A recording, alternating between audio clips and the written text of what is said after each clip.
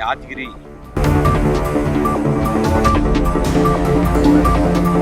ಶತಮಾನದ ಭೀಮಾ ಸೇತುವೆ ಹಳ್ಳಿನ ಹಂಚಿನಲ್ಲಿದ್ದು ಶಾಶ್ವತ ಪರಿಹಾರಕ್ಕಾಗಿ ಸುಮಾರು 3 ಕೋಟಿ ಮಂಜೂರು ಮಾಡಿರ್ತಕ್ಕಂಥ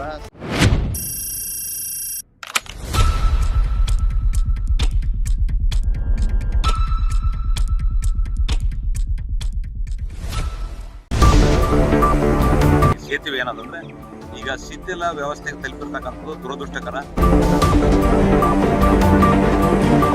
ಕೋಟಿಗಟ್ಟಲೆ ಖರ್ಚು ಮಾಡಿ ಗಿಡಗಳು ಹಾಕಿದ ಗಿಡಗಳು ಸರಿಯಾಗಿ ಬೆಳಿತಿಲ್ಲ.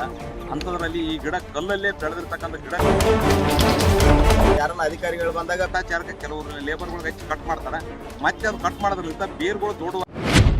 ಯಾದಗಿರಿ ಶತಮಾನದ ಭೀಮಾ ಸೇತುವೆ ಹಳ್ಳಿನ ಹಂಚಿನಲ್ಲಿತ್ತು, ಅಲ್ಲಲ್ಲಿ ಶಿಥಿಲಗೊಂಡಿರ್ತಕ್ಕಂಥದ್ದು.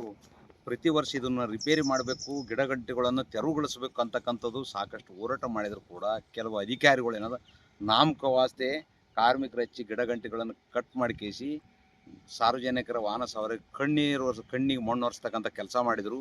ಆದರೆ ಸ್ಥಳೀಯ ಶಾಸಕರ ಗಮನಕ್ಕೆ ತಂದಾಗ ತಕ್ಷಣ ಅವರು ಎಚ್ಚೆತ್ತುಕೊಂಡು ಇದಕ್ಕೆ ನವೀಕರಣಕ್ಕಾಗಿ ಗಿಡಗಂಟೆಗಳನ್ನು ಶಾಶ್ವತ ಪರಿಹಾರ ತೆಗಿಬೇಕು ಮತ್ತು ನವೀಕರಣ ಆಗಬೇಕಂತಕ್ಕಂಥ ದೃಷ್ಟಿಯಿಂದ ಅವರು ಏನದ ಶಾಶ್ವತ ಪರಿಹಾರಕ್ಕಾಗಿ ಸುಮಾರು 3 ಕೋಟಿ ಮಂಜೂರು ಮಾಡಿರ್ತಕ್ಕಂಥ ಸ್ಥಳೀಯ ಶಾಸಕರಾಗಿರ್ತಕ್ಕ ಚನ್ನಾರೆಡ್ಡಿ ಪಾಟೀಲ್ ತುನೂರು ಸರ್ಗರಿ ನಾವು ಧನ್ಯವಾದ ಹೇಳಕ್ಕೆ ಇಷ್ಟಪಡ್ತೀವಿ.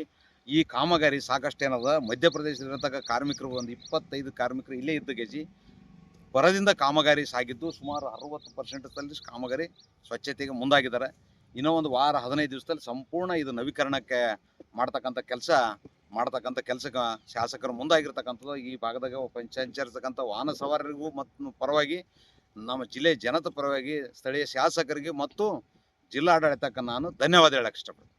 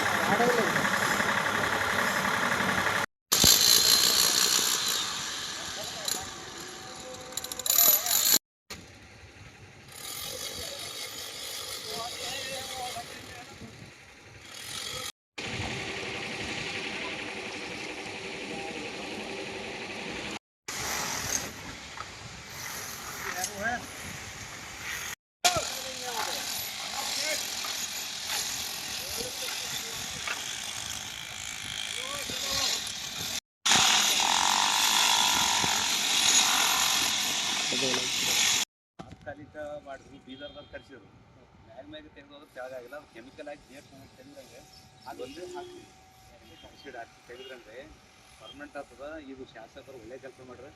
ಶಾಸಕರು